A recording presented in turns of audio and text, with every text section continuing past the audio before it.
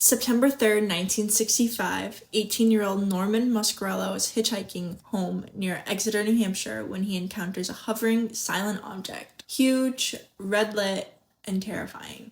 He bolts to the local police station and he's pale and visibly shaken. Then two officers, Eugene Bertrand and David Hunt, see what they call one of the most striking UFO sightings in U.S. history. I feel like this is straight out of a movie. As someone who grew up in New England, when did you first hear about this?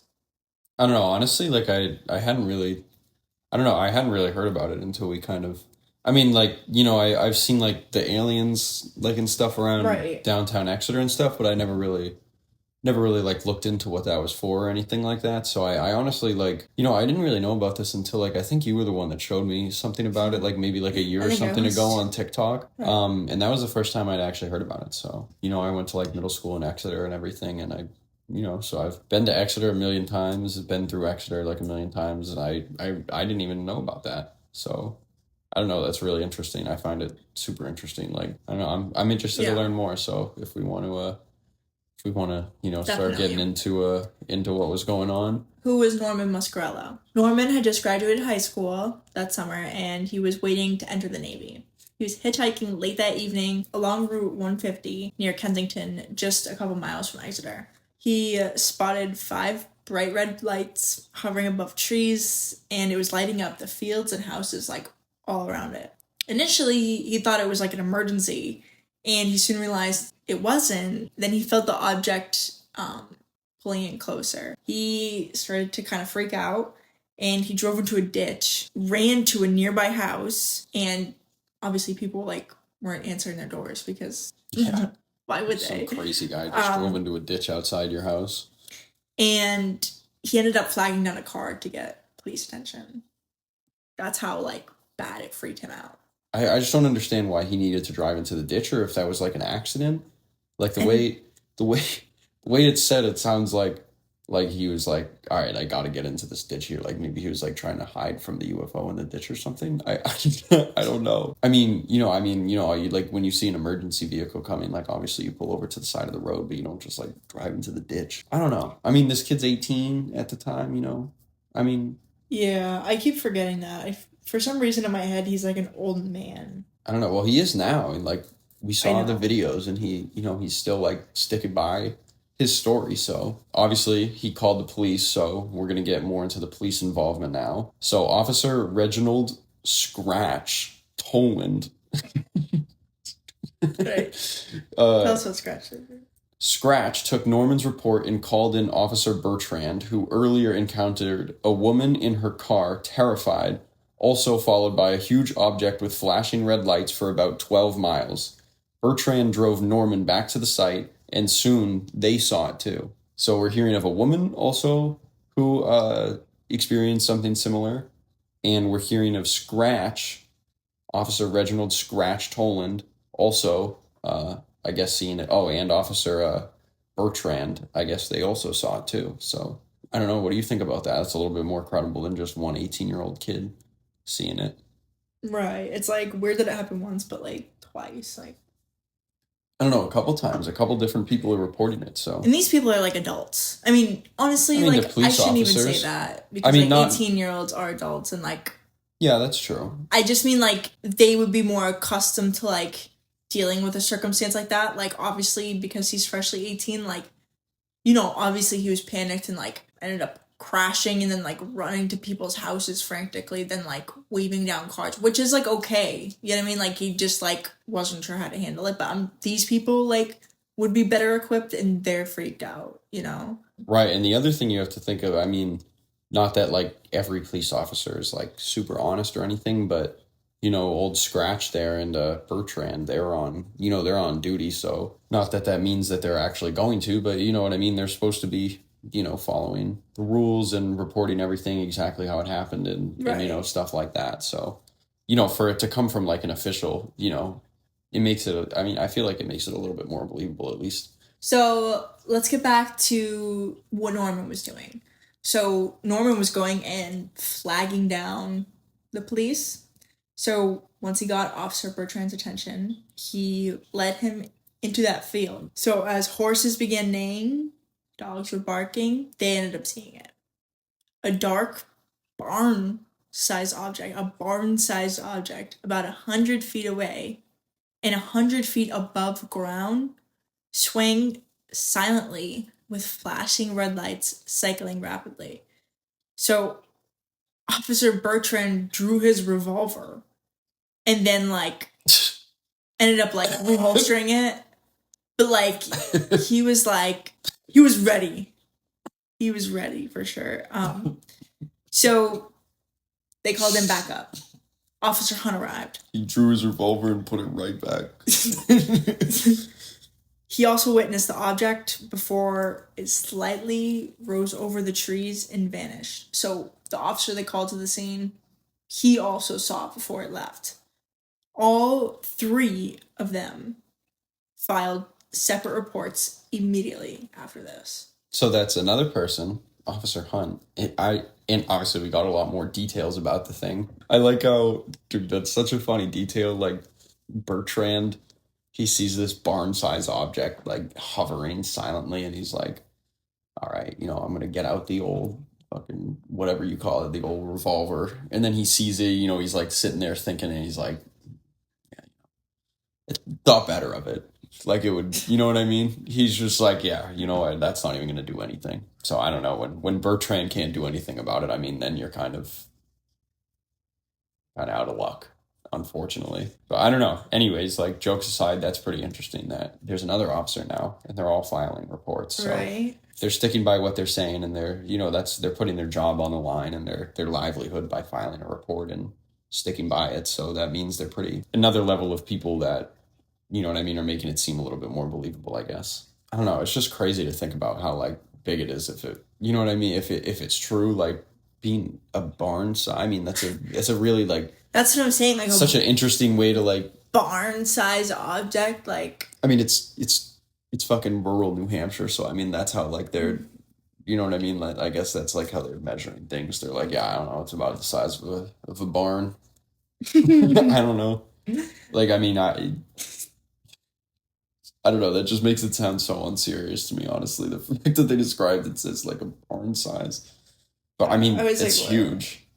It's got lights going. Pretty terrifying stuff, I guess. So now we're going to get into Project Blue Book and the Air Force follow-up. So the police, they didn't really know, exactly what to do. They're putting the guns back in the holsters. They're a little bit freaked out by this barn-size object.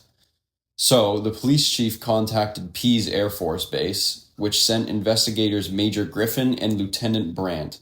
They claimed they couldn't identify the object, but suggested it might be explained by a temperature inversion or military training, specifically Operation Big Blast, involving a B-47 aircraft. Dude, Pease. Pease is a lovely airport. You don't have any lovely airport. Nothing to say about Operation Big Blast. I like that they're creative with the name. Yeah, they are. They do seem creative with the names. We shall give them that, I guess. I mean, I don't know. It doesn't sound anything like a military test. And it might be explained by a temperature inversion. I mean, I don't even... Let me look up what a temperature inversion is real quick, to be honest with you. I don't know. Is it a barn-sized object? Is it a temperature inversion? I don't even know what a temperature inversion is. Barn-sized object, A temperature inversion occurs when a layer of warmer air sits above a layer of cooler air. That doesn't sound like a barn-sized object with flashing lights. That doesn't sound like a barn-sized object. Yeah, I don't know. It's not seeming like anything to do with that, so I don't know what those military men are on about there. I don't know what Operation Big Blast was about, but I mean, I think a B-47 is pretty recognizable. Why did I think you were going to say, Operation Big Bang?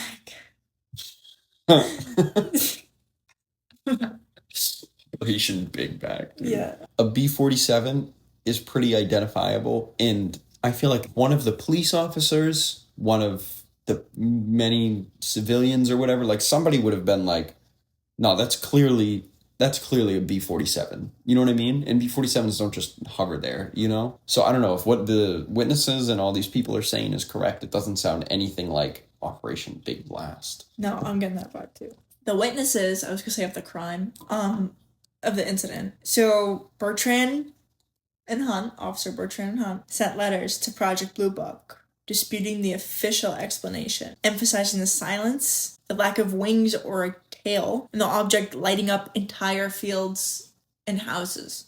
They insisted what they saw was not any just like conventional aircraft. So that's like what we were saying. Like that's basically what we were just saying. Yeah. So ultimately, Blue Book admitted they were unable to identify the object. So at least they were like honest, you know. Yeah, I mean, I guess. I mean, yeah, that's like what we were just saying. I mean, it's not.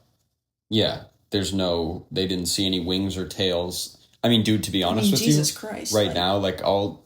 Like a barn-sized object. Dude, I'm wings and tails. We should all like be like ducking for cover. Like I'm literally just picturing. I'm literally just picturing like a barn, just floating, like and then lighting up. I'm picturing like a barn with like wings, like. Well, no, there's no wings. No wings, bro. No, I get that, but. Why do you think it's lighting up fields and houses? Like, do you think it was like studying the town of Exeter? Like, what do you think was going on with that, or do you think it just had lights on it? Blue Book admitted that they could not identify the object.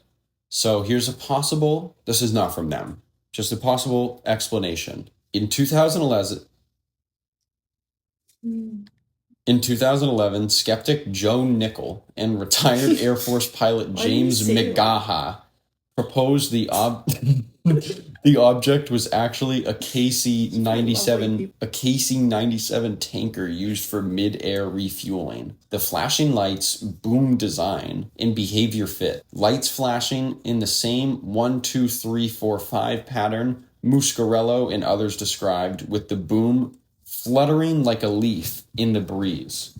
If they were if they were doing some type of mid-air refueling as like the military testing or something, you know, from Peas, don't you think they would have used that in the explanation? You know what I mean? If this was something that was used, like they're not stupid, they would have probably realized this too. You know what I mean? They would have realized that the lights were flashing, and you know what I mean? Yeah. I mean, it's interesting. It's a nice like logical explanation, I guess. You know. Yeah, and I mean, it's from a retired Air Force pilot. But like then again, like we have a bunch of people, 3 officers, many accounts. other, yeah.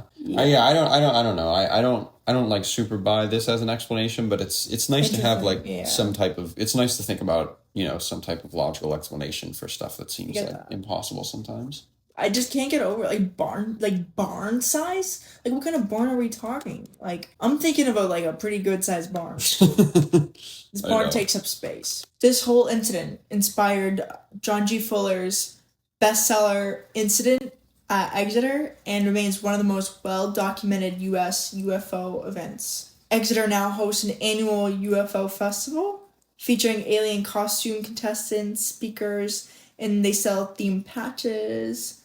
And the latest benefiting police comfort dog programs. So it's kind of like, yeah. I actually think that the festival is this weekend. This is like very local to us. We were literally we go to Exeter almost every single day of our lives. So if you want us to like go and check it out, like we should, and you think that'd be a cool video, maybe we'll do that. Or maybe we'll do that anyways, because honestly, it just sounds fun. It's crazy how like that small, like, okay, I don't want to say like small incident, obviously, but that like that something that happened in like 1965 still like draws people in to like go to like a whole festival and like it's still like a thing that brings the community together, you know. Let's break this down. All right, theory 1: it was a military aircraft refracted by atmospheric conditions. Theory 2: it was a real unidentified flying object. So a real UFO. I was gonna say a biblical UFO, like on Bible. You know, like the Kardashians used to say, like Bible. Dude, you think I watched the Kardashians? Like on Bible. Do you think? Like no, I didn't know they. Do you think I watched the Kardashians? No. No. Dude, I did not watch them. Maybe someone else out there does. But I'm sure there's a lot of people out there. Okay. Theory 3: it was an elaborate misinterpretation or a hoax that 3 officers put their job on the line for. Okay. I would be interested. Let's go through each. I would be interested to know if, in the hoax theory, that was Muscarello and these officers family friends. If that was, or like they knew each other or something. Yeah. Oh, and also I just want to say, like, This is a part that's not really mentioned, that we haven't mentioned yet or anything. This fucking guy was walking from Amesbury. He was walking from his girlfriend's house in Amesbury back to his home in Exeter. Like, that's fucking wild, dude. That's like a 12-mile walk. That's a far walk. Like, that's like kind of crazy to be doing. I mean, I know it was the 60s. Maybe people were more like apt to that. But I was just written in like this article, like it was a common thing. Like, it was like, oh, he was just walking from Amesbury to Exeter. And since I know the area, I was like, dude, what? Like, that's such a far walk. Like, that's crazy to do. Anyways, do you want to break down the options now? Or, I mean, like, go, like, through what we think of each of them. So I'd like to lean towards something aviation based, but Yeah. the description that was given, like a barn size, like, I don't know.